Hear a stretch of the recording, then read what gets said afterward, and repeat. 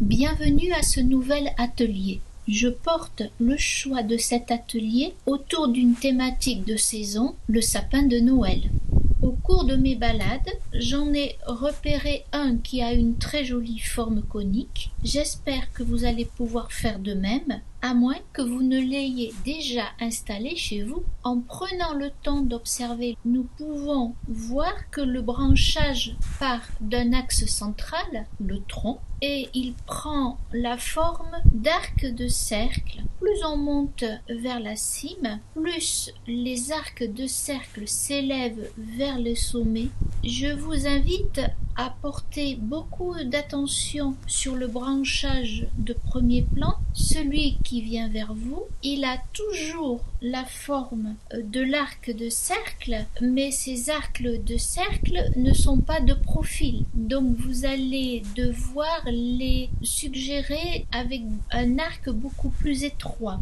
Bien sûr, ce sapin a une forme conique et après avoir tracé l'axe central, donc le tronc, posez la forme conique autour de ce tronc en l'affinant ou en l'effilant de plus en plus vers le haut.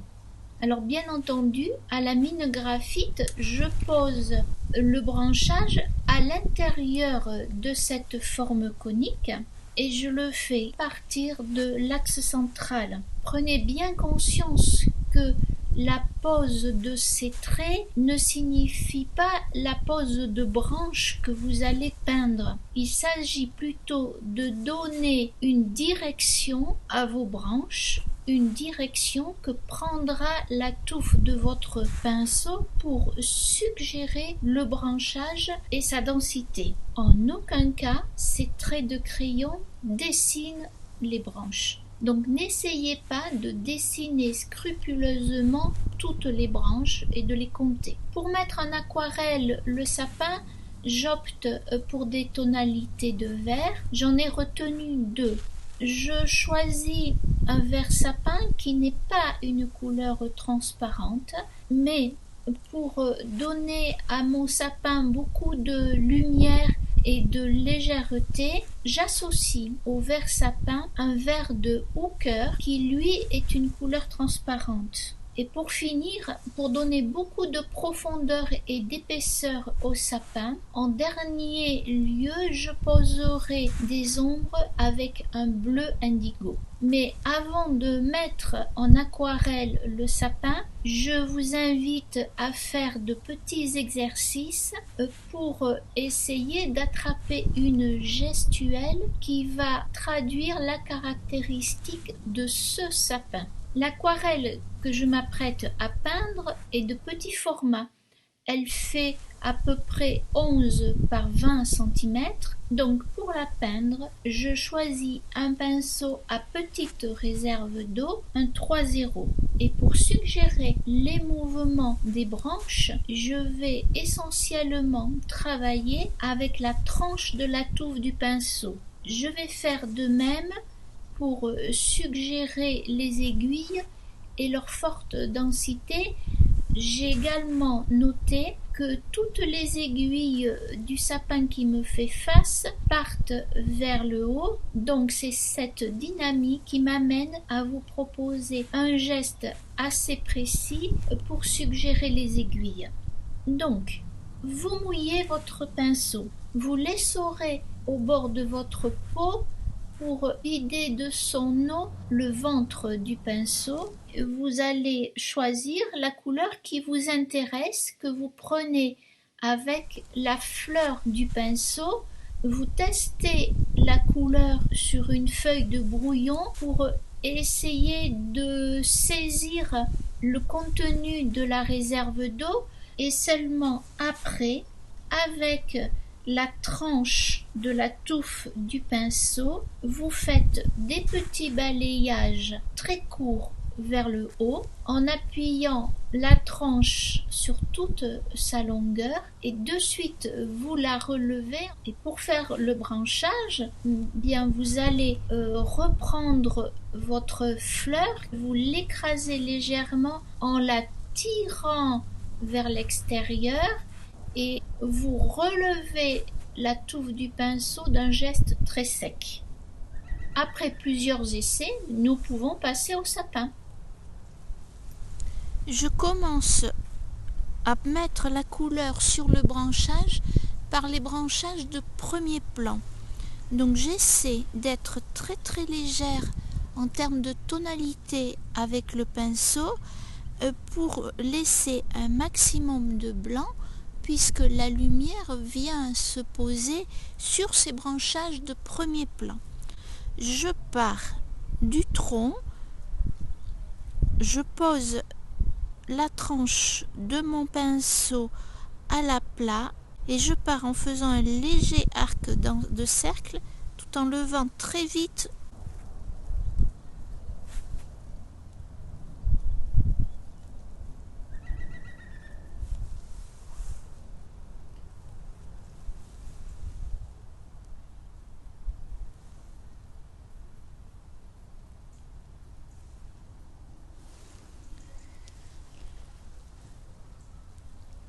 pour exprimer toute la densité du branchage. Je superpose les couleurs. Donc je vais revenir faire des branchages par-dessus les autres, mais toujours en essayant de laisser le maximum d'éclairage. Le geste que j'utilise va toujours dans le sens de la pousse de mon feuillage. C'est la superposition des tonalités de vert et du même vert qui va créer la densité du feuillage et son épaisseur. J'estime que la pose du vert de Hooker est correcte, donc je passe à la pose du vert sapin. Je vous rappelle que ce n'est pas une couleur transparente, donc je vais l'utiliser avec beaucoup moins de générosité que je ne l'ai fait pour le vert de Hooker. Mes parties les plus sombres et les plus profondes s'articulent autour du tronc. Et je pars également de la base, puisque ce sont les parties de la base qui sont le moins éclairées. Je respecte le sens des aiguilles que j'ai donné dès le départ. Donc je travaille avec simplement une petite partie de la tranche de la touffe du pinceau.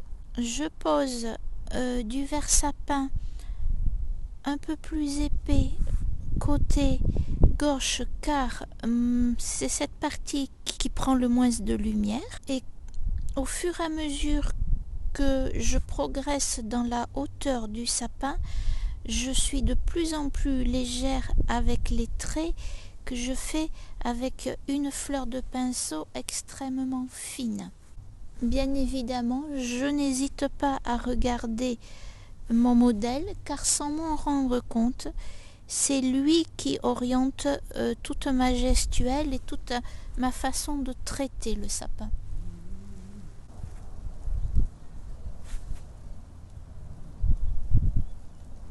Donc sur le sapin, les ombres sont celles qui sont produites par la densité du feuillage et par un manque d'éclairage sur le côté gauche. C'est le bleu qui va créer tout un effet de profondeur et d'épaisseur. Le bleu renforce tout le travail que j'ai déjà fait en superposant le vert sapin et le vert de Hooker. Il va créer la profondeur dans l'arbre même, donc renforçant la forme de goutte d'eau qu'il a, et renforçant également les profondeurs qui sont exprimées par la superposition du branchage. Le sapin est fini. J'espère que vous passerez un bon moment à essayer de mettre en aquarelle un sapin d'après nature. À très bientôt pour un prochain atelier.